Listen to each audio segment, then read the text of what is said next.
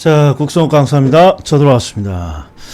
자, 오늘 수업이 끝나고 수업 중에 공법상 제한과 사법상 제한이 헷갈린다고 뭔가 질문이 들어왔어요. 일단 질문 내용을 하기 전에 기본적으로 공법상 제한과 사법상 제한의 논점을 좀 알고 있어야죠. 예를 들어서 일단 공법은 공익을 위해서 국가나 지방자치단체가 만든 법이고, 공법상 제한은 공익을 위해서 국가나 지방자치단체가 법률로서 제한을 하는 거죠. 그냥 쉽게 공익을 위해 국가나 지방자치단체가 제한을 하는 거예요. 그럼 공법상 제한에 해당하는 게 뭐가 있을까요? 그러면 용도지역제에 의한 제한이겠죠. 용도지역이 지정되면 토지에 지정된 용도와 배치되는 용도를 이용할 수 없고, 또 그 지정된 용도에 맞게 건축물의 규모 등이 규제가 되잖아요. 이런 걸 우리는 공법상 제한이라고 하는 거죠. 그 다음에 사법은 대표적인 게 민법이고, 사법상의 제한은 개인과 개인이 사법, 즉 민법에 의해서 만들어 놓은 제한을 말하는 거죠. 대표적으로 토지 소유자가 자신의 토지에 임차권 등을 설정했어요. 그럼 토지 소유자는 임차권을 설정해 줬으니까 자신의 토지를 이용하지 못하는 제한을 받죠. 이런 것들이 사법상 제한이라 하는 거예요. 개인과 개인이 자신의 토지에다가 지상권을 설정했다, 지역권을 설정했다, 저당권을 설정했다. 이런 권리를 설정한다면 제한을 받기 때문이죠. 그러면 논점이 뭡니까? 자, 이 공법상 제한이 항상 논점인 거예요. 이 공법상 제한은 공익을 위해서 뭔가 법으로 부과하는 제한이에요. 그러니까 이 공법상 제한은 피할 수 있다는 거예요. 어떤 토지도 피할 수 없다는 거예요. 그렇죠. 논점이 어떤 토지라도 공법상의 제한은 피할 수 없는 거예요. 그래서 논점이 지문을 읽다가 공법상의 제한을 받지 않는 토지가 있다. 또 이 토지는 공법상의 제한을 받지 않는다. 그러면 우리 시험에서는 그냥 틀린 지문이라고 해도 무방해요. 공법상 제한은 공익을 위해서 부과하는 제한이기 때문에 그 어떤 토지라도 피할 수 없고 받아야만 되는 거예요. 받아야만. 이게 이 공법상 제한의 논점인 거죠. 그러면 이것과 관련된 지문을 제가 요약집에서 쭉 찾아봤더니 첫 번째 이런 게 있어요. 부동산 분류에서 나지는 실무에서 뭐라고 정의를 내립니까? 토지 내에 건물, 기타 정착물이 없고 지상권 등 토지의 사용 수익을 제한하는 사법상의 제한을 받지 않습니다. 이렇게 돼 있어요. 우리의 논점은 뭐예요? 공법상의 제한은 어떤 경우라도 받지 않는 경우는 없죠. 무조건 받는 거죠. 그러니까 이 나지의 정의에도 공법상 제한은 없잖아요. 당연히 받는 거니까. 그래서 나지의 정의에 공법상의 제한이 없는 이유는 당연히 받기 때문이에요. 당연히. 그래서 간혹가다 출제자들이 요 사법상이라는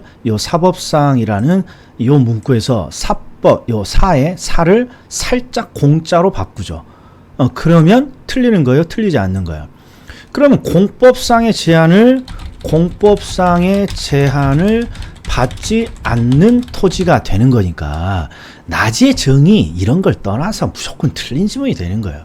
공법상 지문은 안 받을 수 없는 거죠. 모든 토지가 받아야 되는 거니까. 그 다음에 이제 조금 어려운 게 있죠. 우리 감정평가의 원칙을 보면 현황 기준이라고 돼 있어요. 현황. 그리고 지문을 봤더니 감정평가는 항상 기준 시점을 설정하고 기준 시점을 기준으로 가치를 추계하잖아요. 그러니까 기준 시점의 이용 상황을 있는 그대로 반영하는 거고, 가치를 추계할 때 기준 시점의 공법상 제한을 있는 그대로 반영하는 거예요. 그럼 여기에 우리가 생각하고 있는 원리 원칙에 위배가 돼야 안 돼요?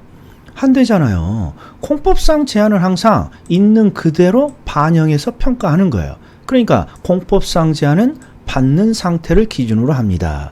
그렇기 때문에 우리가 부동산의 가치를 추계하면 주거지역에 있는 토지는 주거지역의 용도 제한을 반영해서 가치가 추계되는 거고, 상업 지역에 있습니다. 그러면 상업 지역의 용도 제한을 반영해서 평가가 되는 거예요. 그러니까 주거 지역에 있는 토지와 상업 지역에 있는 토지의 가치가 달라지는 거예요.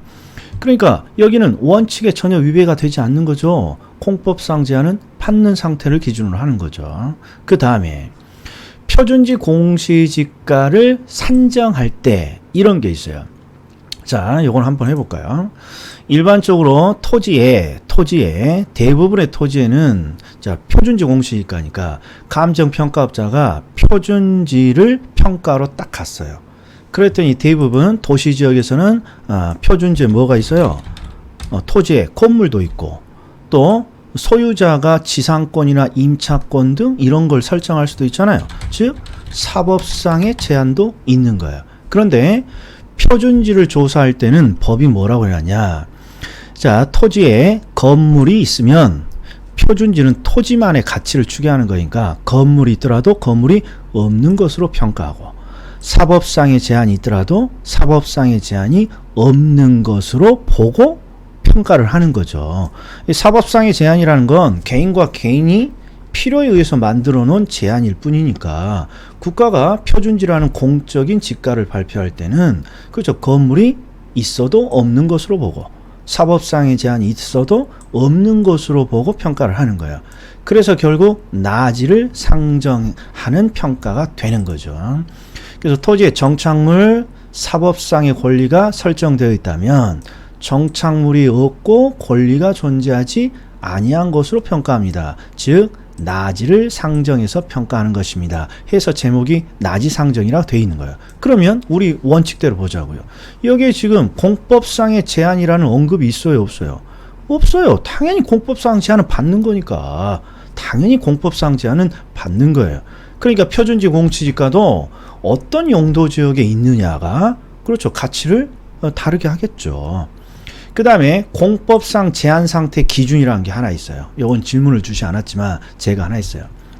자, 공법상 제한을 감정평가 업자들은 일반적 계획 제한과 개별적 계획 제한 이렇게 나누기도 해요.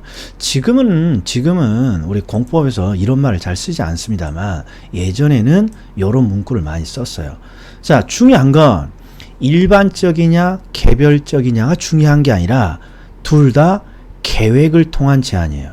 계획을 통한. 즉 공법에 의해서 만들어진 도시계획에 의한 제한을 계획제한이라고 하는 거예요. 그러니까 이 계획제한이 나오면 둘 다 공법상의 제한을 의미하구나. 이렇게 이해하셔야죠. 공법상의 제한이구나. 그러니까 당연히 공법상의 제한은 받는 상태를 기준으로 하는 거 아니에요. 그러니까 공법상 제한을 받는 상태를 기준으로 평가한다고 되어 있는 거예요. 공법상 제한은 무조건 받는 거니까. 다만 자, 이제 질문이 들어왔으니까 일반적 계획 제한이라는 건 우리 공법에서 도시계획이 있잖아요. 도시계획. 그 도시계획 자체를 일반적 계획 제한이라고 해요. 대표적인 게 용도 지역이죠.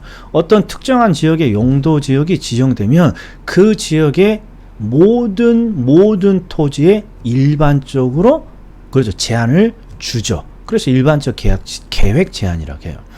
그리고 개별적 계획 제한은요. 도시계획 사업으로 인한 제한이에요. 도시계획 시설 사업, 예를 들어서 도로를 뭔가 사업을 하기 위해서 특정 토지에 도로를 탁 지정하게 되면 이제는 도로가 될 땅이니까 뭔가 제한을 받죠. 이용상에. 그런 걸 우리는 도시계획 도로에 의한 개별적인 제한이라고 해요. 그런데 이제 우리 수준에서 일반이냐 개별이냐 이건 중요치 않고 포인트는 공법상 제한은 무조건 받는 상태라고 문구가 나와야 된다 이 말이에요. 다시 정리하면 공법상의 제한은 공익을 위해서 국가나 지방자치단체가 부과하는 제한이에요. 그 사례로 용도지역제에 의한 제한 또는 토지이용 규제에 대한 내용이에요. 이런 공법상의 제한은 공익을 위해서 부과하는 제한이기 때문에 어떤 토지도 피할 수 없는 거예요. 따라서 우리 시험 문구에서 공법상 제한을 받지 않습니다. 그럼 무조건 틀린 거예요. 그리고 공법상 제한을 받는 것입니다. 그럼 무조건 맞는 것이고 이게 질문에 대한 대답. 혹시라도 다른 분들도 한번 참고하시라고 공개적으로 답을 올립니다. 여기까지예요. 자, 최근에 가을이 왔어요. 원서를 접수 딱 하고 나니까 아이고 이제 찬바람이 쏠쏠 불기 시작해요. 그러면 시험이 곧 있으면 다가왔다는 거죠. 조금만 참고 한 2달 남았습니다. 아직 2달은 아직 긴 시간이에요. 조금만 참고 더 노력을 좀 해주십시오. 자, 다음에 뵙겠습니다.